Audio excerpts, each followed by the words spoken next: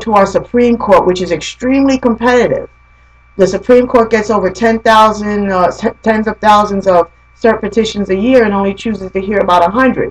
So we have to have a strong Exhibit A in our cert petition. We have to have a strong, competitive Exhibit A, which shows that we did all we could as a group, as a class action group of American CPS victims, to seek redress, to make right what is wrong in our federal courts and our superior courts, so that the Supreme Court justices will hear us as a nationwide class action. So that's what's coming out of Higher Lyric's Portal Constituency now.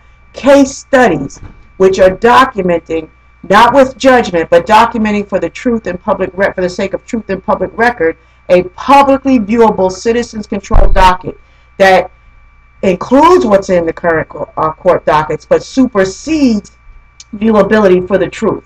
We don't censor. A U.S. citizens controlled docket will not censor subjectively, lop off, or destroy any part of a citizen's incident reporting. And docket production is a citizen's incident reporting. So we're going to show you the synergy between the federal court and the superior court and the corrupt family court. We're going to show you how to use your proofs that you already have to show a judicial negligence relationship with a financially incentive foster care provider, okay, to show them how it's big business. And we're going to show, these documents are also available now,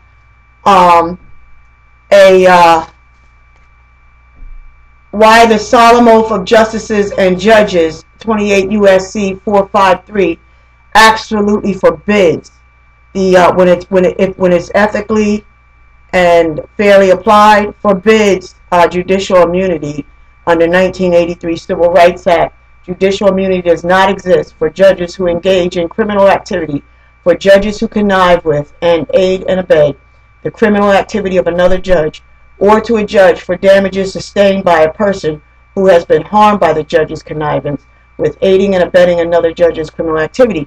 So, again, we can't make a federal court, we as victims, we can complain in a federal court, but we can't force the federal court to apply the solemn oath of justices and judges. I do solemnly swear or affirm that I will administer justice without respect to persons and do equal right to the poor and to the rich, and that I will faithfully and impartially discharge and perform all the duties incumbent upon me as under the Constitution and laws of the United States, so help me God. We can't force them to apply that, but we can document publicly that they did not.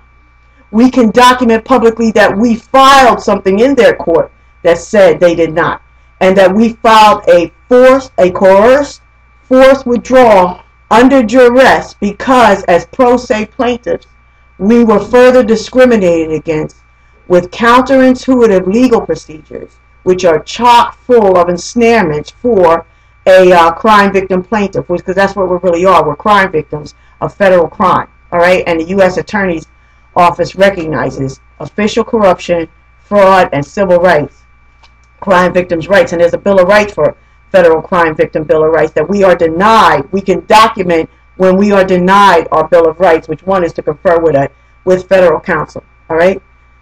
And we have a right to seek protection from those that we're accusing of causing us harm.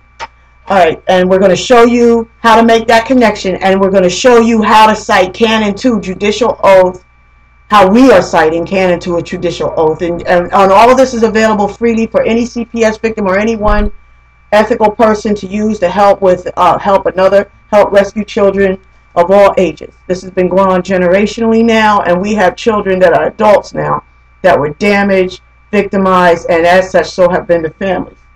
How to connect the lost wages. Judicial Oath Canon 2B, outside influence. A judge should not allow family, social, political, financial, or other relationships to influence judicial conduct or judgment. A judge should neither lend the prestige of the judicial office to advance the private interests of the judge or others, nor convey or permit others to convey the impression that they are in a special position to influence the judge A judge should not testify voluntarily as a character witness. So don't be afraid. There's a faction of people out here that are well-meaning. They want to rescue children also, and they have their way of doing that, CPS victims. But they're digging their heels in and stopping out of fear. They say, oh my God, what if we file in federal court and it gets dismissed with prejudice? We have no control over the federal court dockets. But our constitutional rights said, don't be afraid. You admit that you have no control over that part, but have the courage to take control over what you do have and file your pro se complaints in federal court.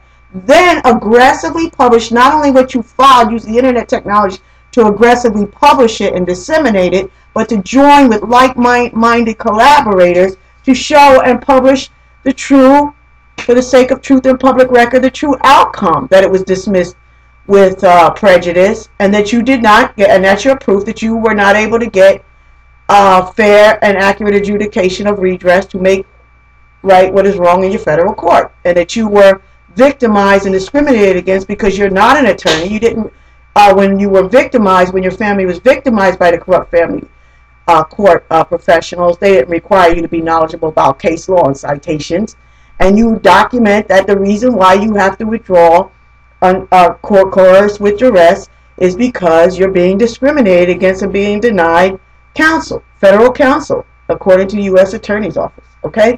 And you weren't required to know what citations in case law were when they chose to destroy your family and defraud U.S. economy and several recovery.gov stimulus agencies. So why should you be required now as a federal crime witness victim to know case law? So that's how you prove that the management, the docket management agenda of the federal court or whatever court you're in is counterintuitive for caring about what the truth is, and it's burdensome in terms of dismissing the true filings that you're filing based on case law citations and so on. Okay, while it denies you counsel. Okay, so that's the truth. So you publish that in a U.S. citizens controlled public docket, or you make it available to your collaborators, whoever you're working towards a common end for, and it becomes truth in public record that you can use later to go to a higher authority. Reserve your right to always go to a higher authority.